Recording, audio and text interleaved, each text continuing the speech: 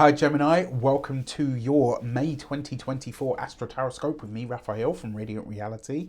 It's an absolute pleasure to have you. Thank you so much for being here. Thank you so much for joining me. Quick note, these readings are for your Sun, Moon and Ascendant sign, though if you're only going to watch one, make sure it's for your Ascendant. It's going to be that much more accurate for you on the day-to-day level. With that said, remember I am using whole sign tropical Western astrology for those of you that would like to know, and if I ever forget to give you the dates or the degrees etc of a transit, you'll be able to find all of that stuff in the description box below. Before we start, as always, I would like to bless my decks of cards with all forms of love, light, peace, prosperity and abundance. And I pray that the messages that come through are ultimately clear and concise. They help you on your path to your highest vibrational good. And just to say, happy damn birthday to you. If you are celebrating and you are one of those May-born Geminis, I really hope you have a wonderful solar return. Remember to fill the day of your birthday with a little bit of everything that you want this entire year ahead to have in it for you. All right, with that said, let's get into it. I had a complete mind blank then. I was like, did I already? Yeah, I already blessed my cards. Okay, so for the first transit that I want to look at, Mars, the planet of action, energy, excitation, passion, irritation, willpower, friction, and war, is coming into... Oh, no, that was a bit severe, wasn't it? That is coming into your 11th house. So this could see you really cleaning up the connections that you have when it comes to friendships or even the group associations that you have. Now, if Venus likes an energy of cleanliness, Mars is the energy of getting rid of the debris, right? It goes in and says, right, okay, what do we need to cut out here? What do we need to release? I really like this for a solid start towards a clear, towards a clear out in the social closet. So whoever it is that you're kind of connected to, interacted with, groups that you're a part of, are they working for me or not? Another way that this might show up is it's a great moment to get proactive about your future. Remember, the 11th house is a future orientated house, so it has a lot to do with how you move forward in your plans, but also this represents benefactors, so you might start to get really serious about connecting with, or like really passionate or really energetic about connecting with people that can help you in some way.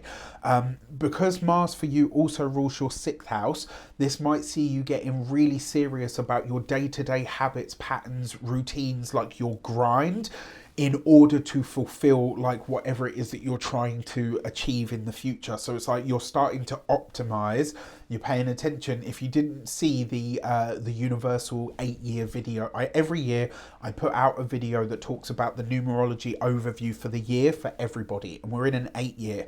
One of the greatest things that I talked about for this year was optimization. And it looks like you're doing that now, which is absolutely great. Remember, the 11th house is also your social sphere. Like, it's not just the social sphere in terms of like friends and friendships and groups. It's also social media, like how you connect to the wider world in that regard. I really like this as well for the ability to manifest things in sort of record time. So for this, you've got the Judgment card, right? This is big change stuff. It's usually like end of an era kind of stuff as well. You've got this with the 6 of Pentacles, okay, and you've got this with the King of Swords. So the King of Swords is usually an air sign male, Aquarius, Gemini or Libra. This could be somebody who plays a really big supportive role for you in some way, somebody that helps you or plays a supportive, gives you a boost or a nudge in the right direction. The 6 of Pentacles with the Judgment card, this might see how you interact with the world or what you share with the world, especially like in group settings or situations. Maybe it shifts or changes in some way. So I love this, but I will say, I think out of all of the cards that I've pulled for this transit specifically, yours have been the ones like these are weighty cards. When I see this like this, there's some part of your personal expertise. Now remember as well, the King of Swords is an archetype of you as a Gemini, right? Because the King of Swords is an air sign person. So, in some way, shape or form you show up here, but it's like there's a benefactor of some sort, but also there's you demonstrating or utilizing your expertise in a very new way in either a group, association or setting or for your future. There's something here that says that you are getting really serious about some aspect of your work, your craft, your ability, whatever you want to call it, right? Like you're getting really serious about something. So on the 16th of May, Mercury is going to move into the sign of Taurus. So as you can see here, your 12th house at this point is pretty packed. Jupiter's still there. It's got about, well, days at this point, right? Not even a full 2 weeks, like days at this point, before it moves into your sign. You've got the sun here, you've got Mercury here now as well. You've also got Uranus still going to be there for, you know, a little while longer. This is a big build up, and this isn't what we call in astrology, it's a stellium, right? To have a stellium in the 12th house, pay attention to your dreams, pay attention to your nudges, your hunches, your intuition. If you are a meditator, if you are a trance worker, if you do any form of interaction with the other through those psychic, intuitive sort of other means, this is a time to pay attention to the information that you're getting, because your 12th house is illuminated.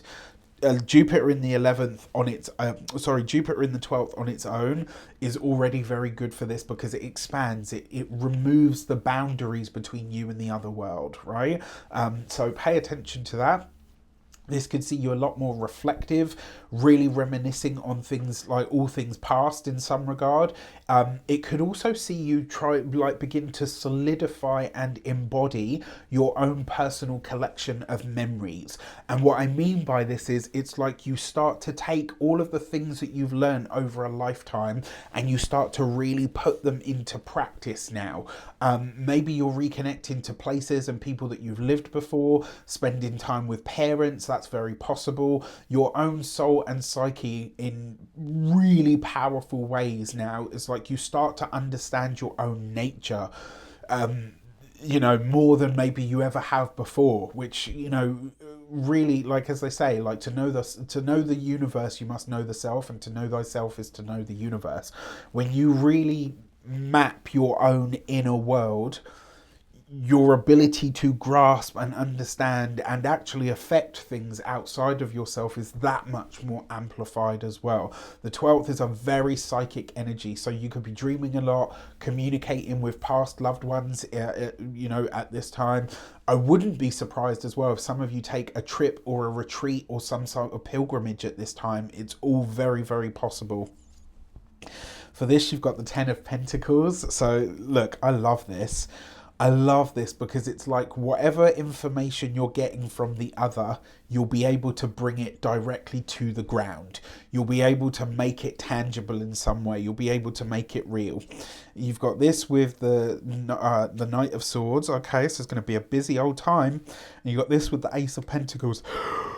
Ooh, that one went right through me. Okay, so if you're looking to purchase a home, if you're looking to purchase land, if you are looking for a space to work in, with, or within, this bodes very, very well for you. If you're looking for new work, new jobs, the answers could come in very weird and wonderful or spiritual ways.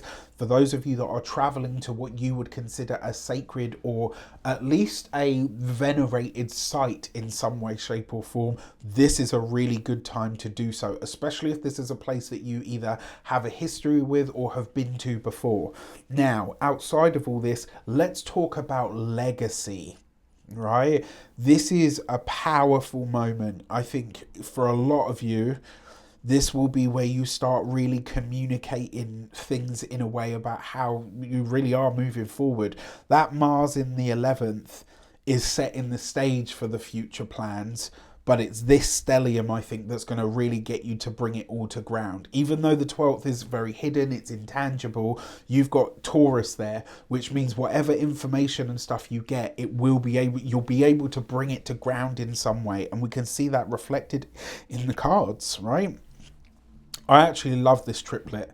I really do. I think it's great. Okay. On the 19th of May, Mars is going to come into a conjunction. So this is going to come into a conjunction with the North Node. This is an amplification point, right? The North Node amplifies whatever it touches. Mars is action, energy, passion. It's some action that you're taking is going to be amplified. Mars in the 11th, we talked about a conjunction with the North Node. This is powerful allies or helpers in some way. Now it's like they make themselves known. You won't be able to ignore it. You will know very much, like very clearly, who is for you, who is not for you, who's to stay, who's to go. Like, you'll be so clear on this at this point that you'll just be like, wow, I've never felt this kind of clarity. This could also bring people that repay you for some kind of past deed, especially around work. This could also be something to do with your health as well. That's also possible. This could be developments within the career or the business. Remember, the 11th house is the gains that you make from your career. So if you found it harder to make money, if you found that the career isn't expanding or growing in the way that you would like it to, this can go a long way to breaking some of those bonds or chains. The North Node being that amplification point is a fated experience, which means sometimes it doesn't feel like it at the time, right? The nodal transits, they tend to have, even though the Fool is Aquarius, the nodal stuff tends to show up very much as Fool-like. There are times where you'll have the experience, and at the time you're like, okay, yeah, it's cool. I mean, I noticed it, but that was it. It came and went. But then you look back and you're like, holy shit, that was the change point for everything. All right. And I can tell you, I always tell this story because I'll never, ever not be grateful for him. So the last job that I ever had, I was there for just under or just over 2 years.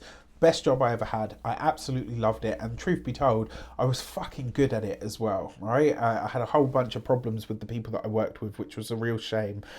But I never forget, so at the time we had a whole bunch of staff, people would just walk out. So we were up ship creek without a paddle.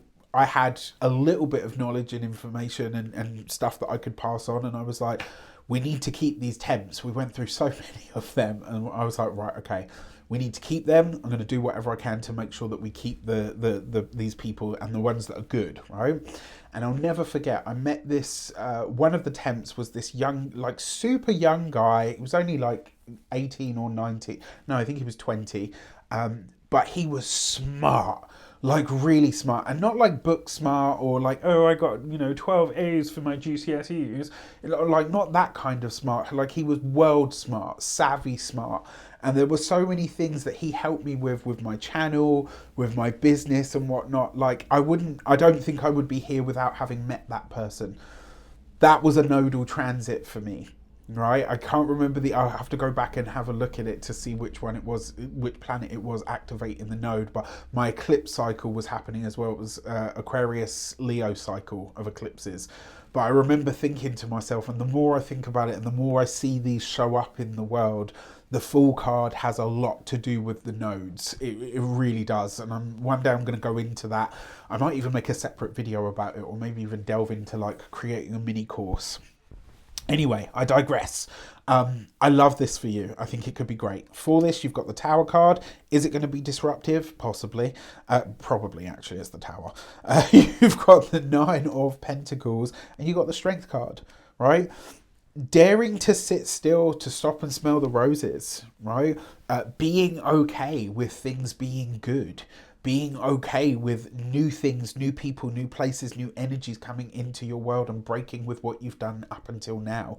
Being okay with, exactly what you need showing up for you at the right time. For a lot of you, I feel like this is going to have something to, even though it's the 11th house that we're talking about, I feel like this is going to have a lot to do with home, property, real estate, all of that kind of stuff. So very, very interesting.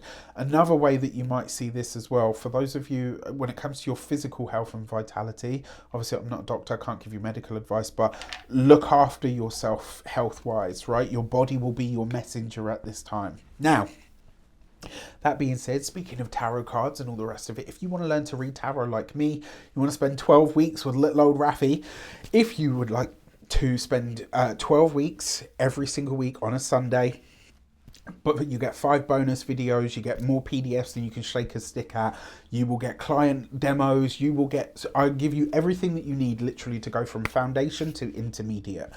I have designed this course to really give you everything, and I love teaching it. I'm super proud of it, and you know, I can safely say at this point, my last round of students were very happy. I keep the group small, up to 20 students at any given time. Sometimes I have a lot less than that, and I'm okay with that because I want to make sure that I give people quality and you guys go away from the course feeling like, you know what, yes, I can do this. All right, so if you want to get that, the link is in the description box below. It would be my absolute pleasure and honor to be your teacher. All right, so on the 26th of May, Jupiter comes into your sign once in 12-year transit, right? On top of that, it comes immediately into a conjunction with the lesser benefic. So you've got the greater benefic, the lesser benefic, both in your sign. They are immediately setting up a trine with Pluto, right? This is happening across your first house, your body, your outlook, your mind, your personality, how you navigate through the world. 9th house, foreign cultures, matters, legal proceedings, higher philosophies, wisdom. Pluto in the 9th. This is going to see you really delving deep into your belief structure.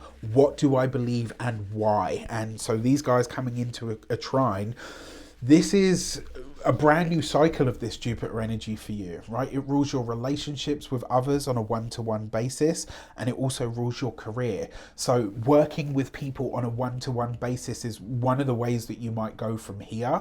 This is going to change how you work with people, what you're working with them on. It could be a very educational or potentially even a more spiritual sort of energy that unfolds for you.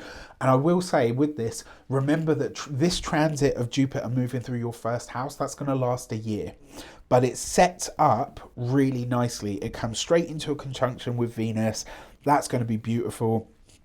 That's 12th house and 5th house stuff, so potentially a very romantic time for you as well. You've got all of this great energy trying to Pluto in your 9th. A foreign connection could really amplify your finances or your resources in some way. You might get a chance to study in a way that's very subsidized. Maybe somebody gives you a spot for free, something along those lines. This is a powerful time for Gemini, and it will likely be where you connect with a partner or a lover.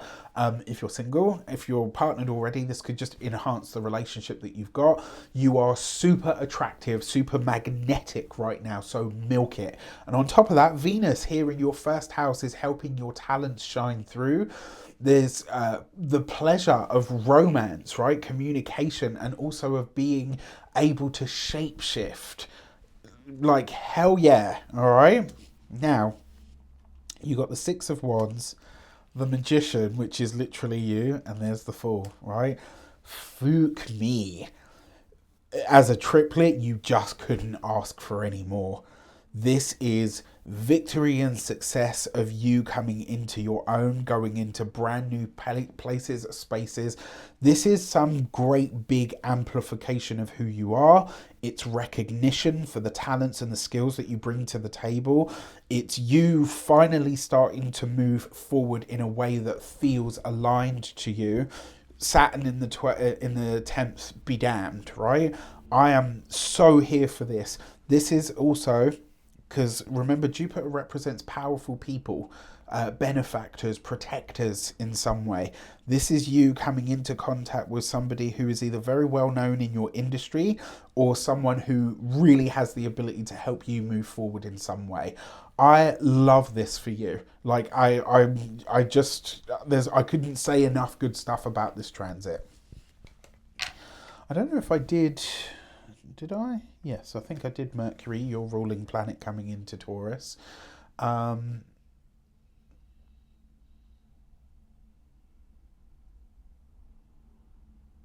I don't think I did. Let me check. 3, 6, 9, 2. Yes, no, I did. Okay. All right, so for your lunations, on the 8th of the month, at 18 degrees, at 18 degrees, you will have a new moon in your 12th house. A fresh start, a new karmic slate, if you like, right? A fresh start of your soul and psyche desires. And for this, you've got the gate 44 and scenting. Pay attention to dreams at this time because they could lead you to financially very lucrative measures. This card as well always says to you, trust your instincts. So around this new moon, if you get a nudge to do something, say something, read something, watch something or whatever, do it, because the chances are there'll be a message in there for you that will be very profound in some way. On the, where are you? Yes. On the 23rd of the month, let's move this. So Jupiter will be there. The sun will also be in your sign as well. Like, oh gosh, so much going on. And the sun will be, the full moon will be in your 7th house of partnerships, relationships, contracts, significant one-to-one connections.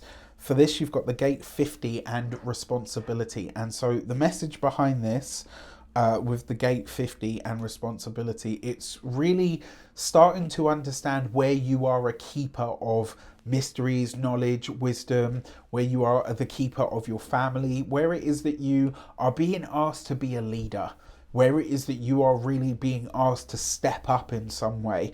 And this will be within your relationship. So whether you're partnered, married, long-term partner, single, all of that stuff, you're being encouraged to put yourself forward in some regard, to take the lead, right? And the other thing with this card as well, it shows you what your natural talents and skills are. All right, so I love this. I think all in all, this is going to be a fantastic month for you guys. Let me know in the comments how it shapes up. I wish you an abundance of all of that good stuff. Take care, and I'll see you soon.